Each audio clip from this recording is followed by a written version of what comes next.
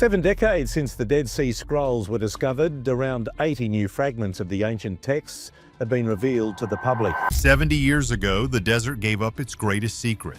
But while the world obsessed over the Dead Sea Scrolls found in caves, a far more impossible puzzle was dug up from the ashes of a burned-down synagogue. And that is a phenomenon that we see that affects the Dead Sea Scrolls no less than any other kind of archaeological artifact. It wasn't a scroll anymore. It was a piece of charcoal, so fragile that a single breath could destroy it. For 4 decades, it sat in a dark vault, keeping its secrets. Until now. Artificial intelligence has done what no human hand ever could. It reached inside the fire to pull out a message that changes everything we know about history. The charcoal that refused to speak. Deep inside the blistering heat of the Dead Sea Depression, the ruins of En Gedi hold a story of violence and silence.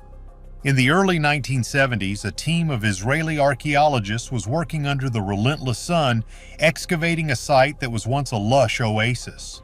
Ancient writers like Pliny the Elder described this place as a paradise of palm trees and rare balsam plants, used for perfumes so valuable they were worth their weight in gold. But the En Gedi the excavators found was a skeleton of its former self. The town had been decimated. The synagogue at its center, once the beating heart of the community, was a disaster zone of collapsed walls and scorched earth. The floor was still covered in a beautiful, colorful mosaic, preserving a curse warning people not to reveal the town's secret trade to outsiders. But the real secret wasn't on the floor. It was hidden inside the Holy Ark, the special cabinet on the western wall where the sacred scrolls were kept. On a day in May of 1970, the team pried open the remains of that Ark. They expected to find dust or perhaps empty space. Instead, they found lumps of matter that looked exactly like charcoal briquettes. These were not the golden leather scrolls found in the caves of Qumran. These were the victims of a catastrophic fire that had destroyed the village in the 6th century. It looks like the community had no time to flee. Whether it was a raid by Bedouin tribes or a crackdown by the Byzantine Emperor Justinian, the end came swiftly. The fire engulfed the synagogue, reaching the wooden ark and baking the scrolls inside. Over centuries, the parchment and ink fused together, collapsing into a brittle black mass. The archaeologists faced a nightmare scenario. They knew these lumps were Torah scrolls, the holiest objects in Judaism, but they were in a state of suspended animation. Every time someone tried to move one, tiny flakes of black dust drifted away. It was history crumbling in real time. They managed to lift the largest chunk, wrapping it carefully to support its own weight, but that was all they could do. There was no way to unroll it. Any attempt to physically open the scroll would shatter it into 1,000 useless pieces. So the lump was boxed up, labeled, and sent to a storage vault in Jerusalem. It was a discovery technically, but a useless one. It was a locked room mystery where the room was the size of a fist and the key had been melted. For decades it sat there, a taunting reminder of what we couldn't know. But here is the catch. While the scroll slept in the dark, the world outside was changing. The technology needed to solve this puzzle was slowly being invented, not by archaeologists, but by doctors and computer scientists. The impossible puzzle locked in a vault. To understand why this burned lump mattered so much, we have to look 20 miles north to the caves of Qumran. The discovery of the Dead Sea Scrolls in the 1940s had already rewritten the history books. Those manuscripts showed us that 2,000 years ago, the Bible wasn't a single fixed text. It was fluid. Scholars call this textual plurality. Basically, if you walked into a library in Judea during the Second Temple period, you might find 3 different versions of the book of Exodus. One might match the Hebrew Bible we know today. Another might look like the Greek translation used by early Christians. A third might be something else entirely, like the Samaritan version. The text was alive, breathing, and changing with the people who wrote it. But the En Gedi scroll came from a later time, a dark age where we have almost no evidence. It sat in a historical blind spot between the ancient Dead Sea Scrolls and the medieval manuscripts that wouldn't appear for another 500 years. Scholars were desperate to know what was happening to the Bible during this gap. Was the text still changing? Was it wild and varied, or had it settled down? The burned scroll in the vault held the answer, but it refused to give it up. For more than 40 years, the Engedi lump was just a curiosity. Conservators would check on it, ensuring the humidity was right, but it was essentially a dead object. The science of conservation is usually about preserving what you can see. In this case, there was nothing to see but a charred surface. The frustration was palpable. Imagine holding the answer to a centuries-old debate in your hand, but knowing that looking at it would destroy it. It was the ultimate Schrödinger scroll. As long as it stayed closed, the text inside could be anything. The moment you tried to open it, the text would vanish into dust. This standoff between curiosity and preservation lasted until the early 21st century. That is when the Israel Antiquities Authority decided to try something radical. They didn't look to a historian for help, they looked to the medical field. If a CT scanner could look inside a human brain without cutting open the skull, could it do the same for a burned-up roll of animal skin? It sounded like science fiction. The scroll wasn't just rolled, it was crushed, warped, and fused by fire. But the potential reward was too high to ignore. They placed the charcoal lump inside a micro-CT scanner, a machine designed to see tiny details in solid objects. Peeling back layers without touching a thing, the machine hummed to life, blasting the ancient charcoal with X-rays. A normal medical CT scan takes slices of your body and stacks them up to make a 3D image. The micro-CT does the same thing, but at a much higher resolution. It was looking for microscopic differences in density. Here is the deal. Parchment, which is made of animal skin, has a certain density. Air has a different density. And ink? In the ancient world, ink often contained metals or heavy carbon elements. That meant the ink should, in theory, block the X-rays differently than the skin it was written on. When the results came back, the team stared at a cloud of gray pixels. To the untrained eye, it looked like static on an old television. It was a three-dimensional blob of noise.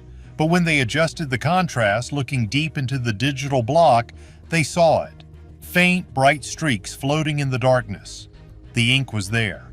The fire hadn't destroyed the writing, it had just trapped it. But seeing the ink was only step one. The real problem was the geometry. The scroll wasn't a neat cylinder, it was a mess.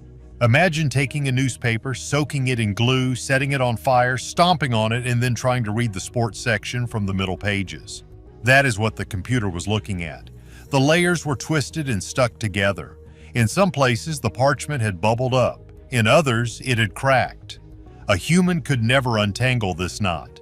They needed a digital surgeon. Enter William Brent Seals and his team at the University of Kentucky. Seals is a computer scientist who specializes in virtual unwrapping. His goal was to create a piece of software that could do what physics forbade.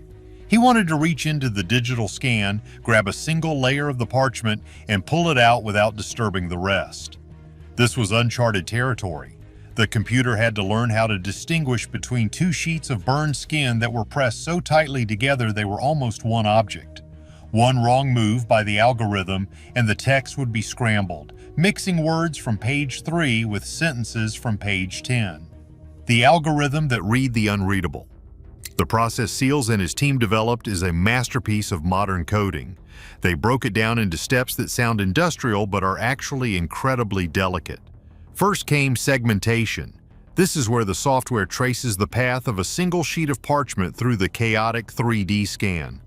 Think of it like tracing the layers of an onion, but the onion has been smashed with a hammer. The computer had to follow the curve pixel by pixel, ignoring the cracks and the burns. It was slow, patient work. The software had to be taught to recognize the texture of the skin versus the empty air of a bubble. Once they had the shape of the scroll mapped out, they moved to texturing. This is where the magic happens. The computer takes that isolated layer and looks at the density map again. It paints the brighter pixels, the ink, onto the virtual surface. Suddenly, you have a digital model of a curved, burned piece of parchment with writing on it. But you still can't read it because it is wrapped around itself 5 times. So the final step is flattening. The algorithms mathematically stretch the curved surface until it lies flat on the screen. It is like taking a crumpled wrapper and ironing it out perfectly smooth. This was the moment of truth. The team at the University of Kentucky ran the final render. On their screens, the black, charred mess dissolved. In its place appeared a clean, flat image. And on that image, clear as day, were lines of Hebrew letters. They weren't blurry, they weren't guesses. They were sharp, legible, and undeniable. The AI had reconstructed the text line by line, filling in the gaps where the parchment had disintegrated, spotting patterns that the human eye would have missed in the gray noise. They had successfully virtually unrolled 5 complete wraps of the scroll. It was the first time in history that a severely burned text had been brought back from the dead without physically touching it. The team sent the images to the biblical scholars in Jerusalem. The computer guys had done their job. Now it was time for the historians to figure out what they were looking at. And that is putting it lightly. The scholars expected a fragment, maybe a list of names or a receipt for grain. What they got was the opening chapters of the book of Leviticus. A 2,000-year-old match. Leviticus is the 3rd book of the Torah, the one filled with strict rules about animal sacrifices and burnt offerings. It was almost poetic. A scroll about burnt offerings had itself become a burnt offering, surviving the fire to speak again 1,500 years later. The text detailed how to bring a bull or a sheep to the altar, how the priest should handle the blood, and how the grain should be mixed with oil. But the content wasn't the shocker. The shocker was the accuracy. For decades, the prevailing theory was that the biblical text was still in flux during this period. Scholars expected to see variations. They expected words to be swapped, spellings to be different, maybe entire verses missing or added. That is what they saw in the Dead Sea Scrolls from Qumran. But when Emmanuel Tov, one of the world's leading experts on the Hebrew Bible, laid the En-Gedi text next to a modern Torah scroll, he couldn't believe his eyes. It was identical, not just similar, identical. Every letter, every word, every paragraph break was exactly where it appears in the Masoretic text used in synagogues today. Even the parashot, the spaces left blank to mark a new section, matched the medieval manuscripts perfectly. This was a bombshell. It meant that the text of the Torah had been frozen, locked down, and copied with absolute precision centuries earlier than we thought. The En-Gedi scroll bridged the gap. It proved that by the 3rd or 4th century, the official version of the Hebrew Bible was already established and being used in small village synagogues on the edge of the desert. Carbon dating confirmed the age. The scroll was from the era of the Roman or Byzantine rule, likely written between the 3rd and 4th centuries. Handwriting experts argued it could be even older, perhaps from the 1st or 2nd century.